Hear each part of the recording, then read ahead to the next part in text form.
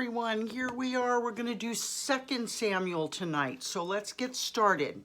Now you remember that Saul and Jonathan have been killed. Okay. So we're going to take it from there. We don't know if David knows yet, but we're going to find out, right? Okay. After the death of Saul, excuse me, David returned from striking down the Amalekites and stayed in Ziklag 2 days. On the third day, a man arrived from Saul's camp with his clothes torn and dust on his head. When he came to David, he fell to the ground to pay him honor. Now pay attention to this, okay? Where have you come from? David asked him. He answered, I've escaped from the Israelite camp. That would be Saul and Jonathan and the Israelites. What happened? David asked. Tell me. The men fled from the battle, he replied. Many of them fell and died, and Saul and his son Jonathan are dead. Then David said to the young man who brought him the report, how do you know that Saul and his son Jonathan are dead? Because, of course, this is not news that David wants to hear about Jonathan. Now listen to this. I happened to be on Mount Gilboa, the young man said. And there was Saul leaning on his spear with the chariots and their drivers in hot pursuit. When he turned around and saw me, he called out to me and I said, what can I do? He asked me, who are you? An Amalekite, I answered. Then he said to me, stand here by me and kill me. I'm in the throes of death, but I'm still alive. So I stood beside him and killed him because I knew that after he had fallen, he could not survive. Now, does this sound true to you? We just heard that he fell on his sword and died. And then after he died, his armor bearer fell on his sword in honor of Saul and died with him. Okay. Also, do you think Saul would want it known that an Amalekite killed him? The Amalekites were firm enemies of Israel. So, I just don't see that happening. But anyway, this is what the man said, but it gets worse. So I stood beside him and killed him because I knew that after he had fallen, he could not survive. And I took the crown that was on his head and the band on his arm and have brought them here to my Lord. Something shifty about this guy, and this is where Pastor Hal taught me 40 years ago. The enemy you don't kill will take the crown from your head. Now, was Saul told to kill every last Amalekite? Yes, he was, and he didn't.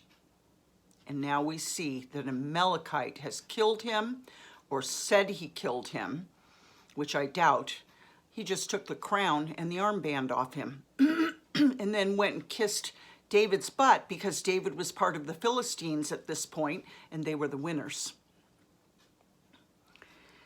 And I took the crown that was on his head and the band on his arm and have brought them here to my Lord. So remember that. The enemy you don't kill will steal your crown. Then David and all the men with him took hold of their clothes and tore them. Now, what do I mean by that? What I mean is if you have an enemy, you forgive, okay? You will to forgive, all right? You forgive them because they're acting insane in front of the Lord, okay? You're not going to take vengeance because vengeance is the Lord's.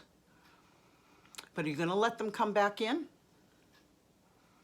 That would bear some real hard thinking and praying. You can forgive, but we're not called to forget. The only one who can forget is the Lord. He's got that luxury. You don't. How many times have we said, if you bite me once, shame on you. If you bite me twice, shame on me. Okay? If the person is an enemy, beware. Forgive them all you want, but beware about not removing them from your life. Consider their crime against you and ask yourself, was it serious enough for me to forget about it? Throw it over my shoulder and say, come on back in. If it was serious enough, make sure that you forgive, but don't let them back in. Now, of course, that's going to be between you and the Lord. But heed my warning. The enemy you don't kill will steal your crown. Then David and all the men with him took hold of their clothes and tore them. They mourned and wept and fasted till evening for Saul and his son Jonathan, and for the army of the Lord, and for the nation of Israel, because they had fallen by the sword. David said to the young man who brought him the report, so this guy who came with the crown and the armband, "Where are you from?" "I'm the son of a foreigner and a Amalekite," he answered. Now David knows what the Lord has said about the Amalekites and to get rid of them. David asked him, "Why weren't you afraid to lift your hand to destroy the Lord's anointed?" Then David called one of his men and said, "Go strike him down."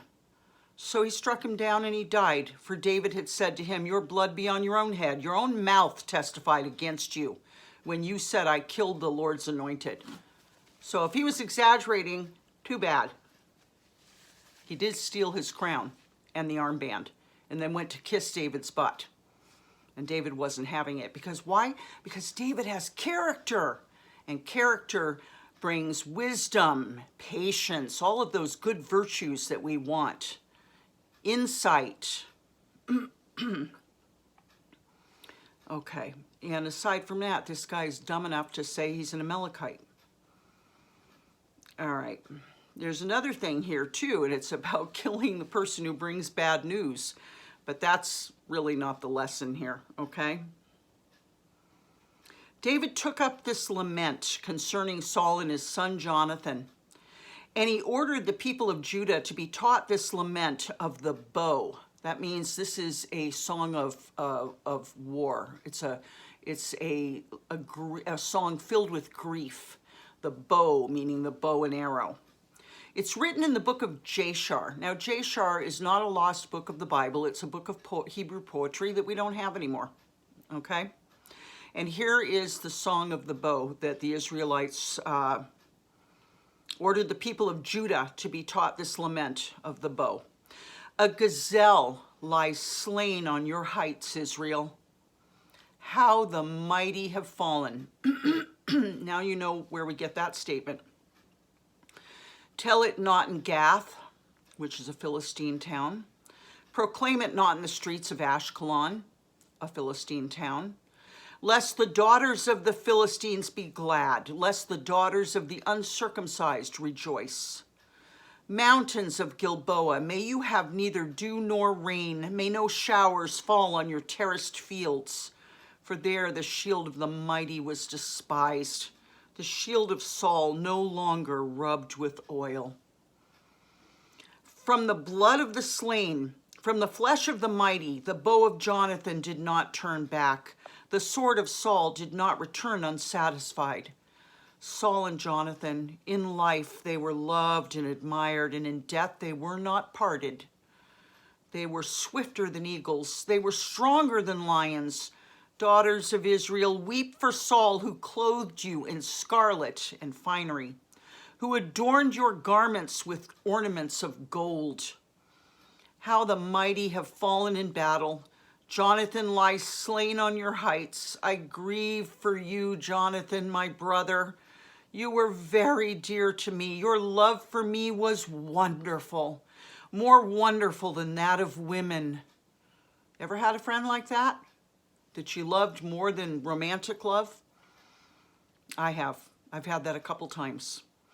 How the mighty have fallen. The weapons of war have perished. 2 Samuel 2. In the course of time, David inquired of the Lord, "Shall I go up to one of the towns of Judah?" he asked. The Lord said, "Go up." David asked, "Where shall I go?" "To Hebron," the Lord answered. So David went up there with his 2 wives, Ahinoam of Jezreel and Abigail, the widow of Nabal of Carmel. David also took the men who were with him, each with his family, and they settled in Hebron and its towns. Then the men of Judah came to Hebron, and there they anointed David king over the tribe of Judah. Boy, this tribe of Judah has a rich history, doesn't it? Remembering Perez, who was born to Tamar, who pretended to be a prostitute because Judah wouldn't allow the 3rd son to be given to her so that The name of his first son would be remembered in the land. All right. Then David, excuse me.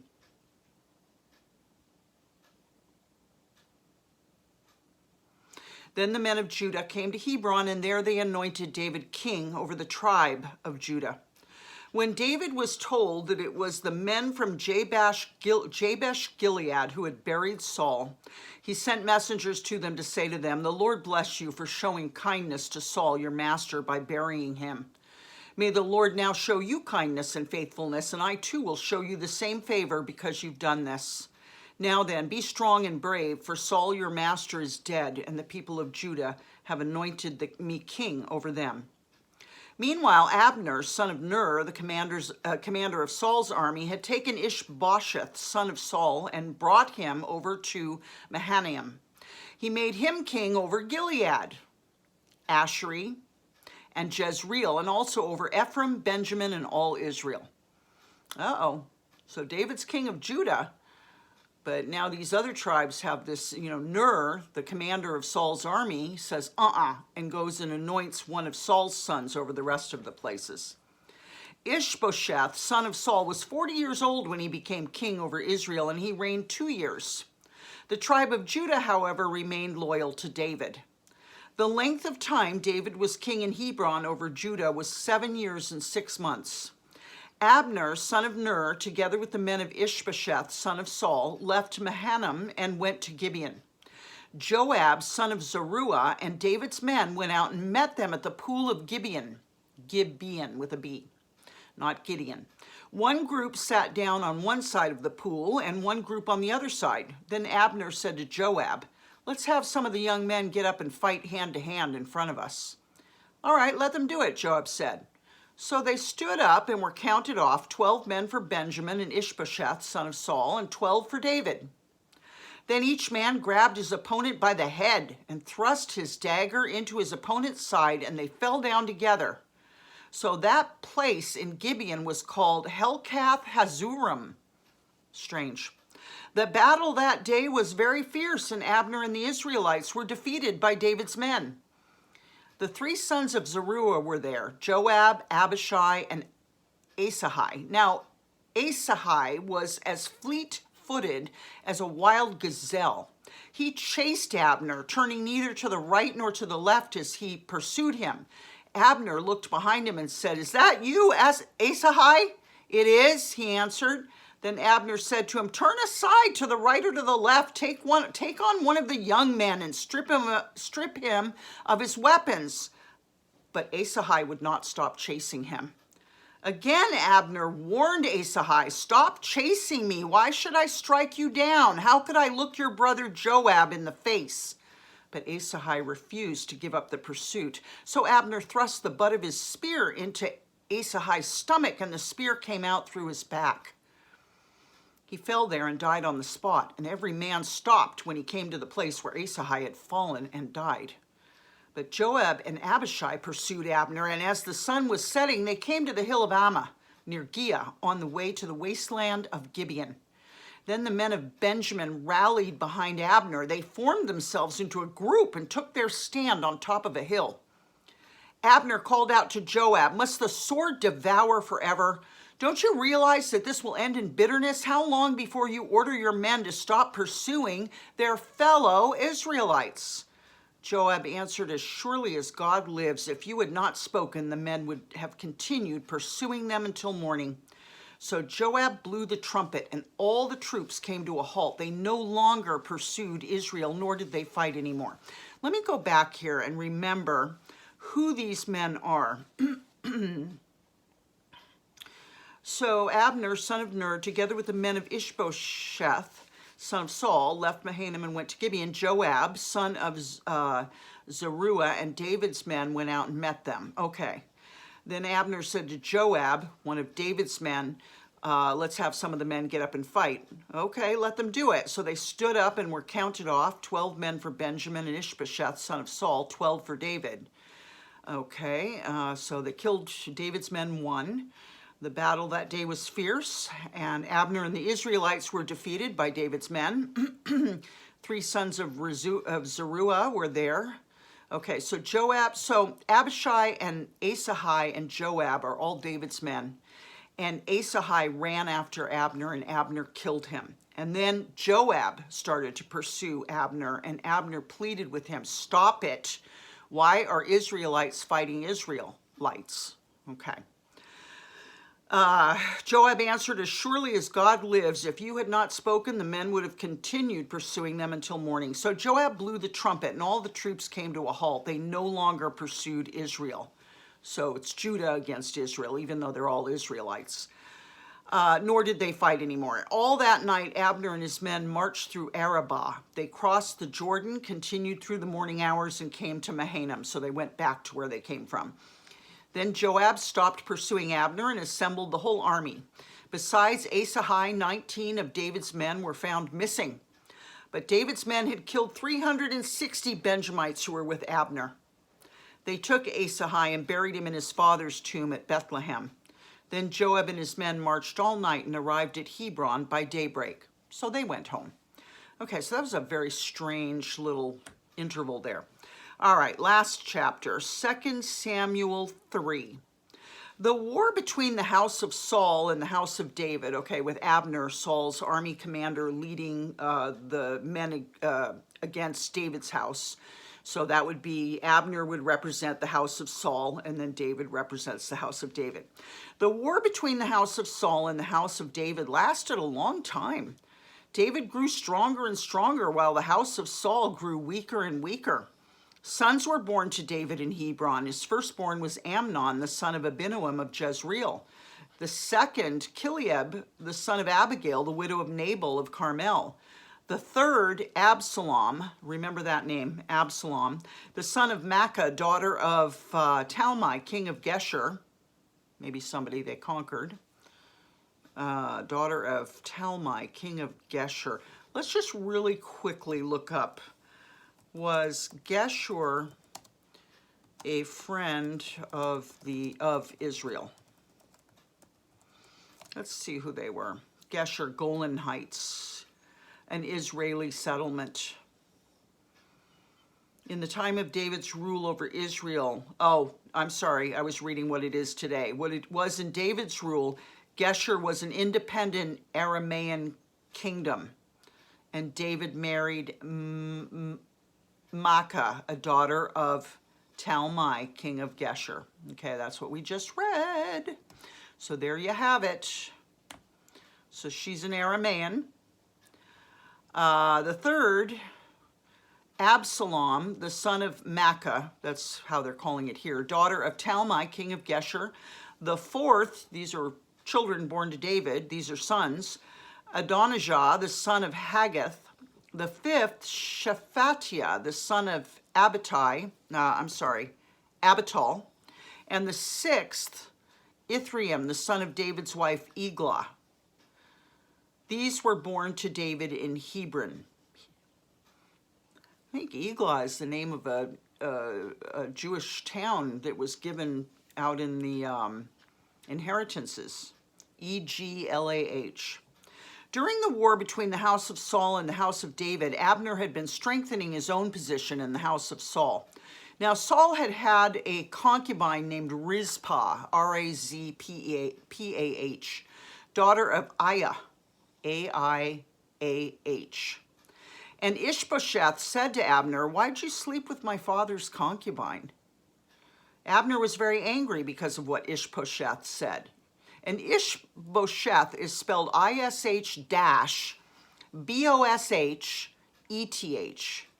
So he answered, "Am I a dog's head on Judah's side?" That's a strange thing to say. "This very day I'm loyal to the house of your father Saul and to his family and friends. I haven't handed you over to David, yet now you accuse me of an offense involving this woman.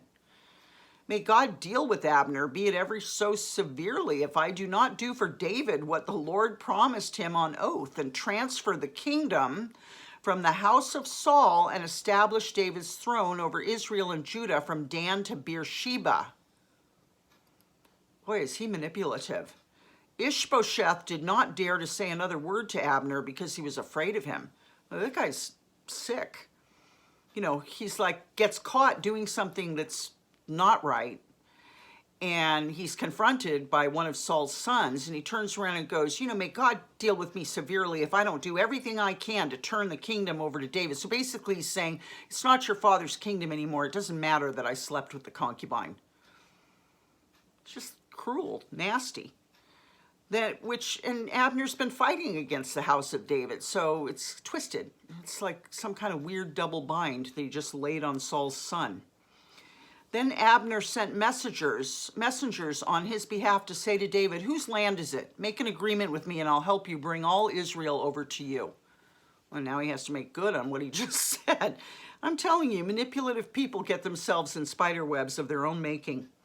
Good, said David, I'll make an arrangement with you, but I demand one thing of you. Do not come into my presence unless you bring Michal, daughter of Saul, when you come to see me. Remember the first marriage he had? Saul's daughter Michal, M-I-C-H-A-L. Then David sent messengers to Ishbosheth, son of Saul, demanding, give me my wife Michal, whom I betrothed to myself for the price of 100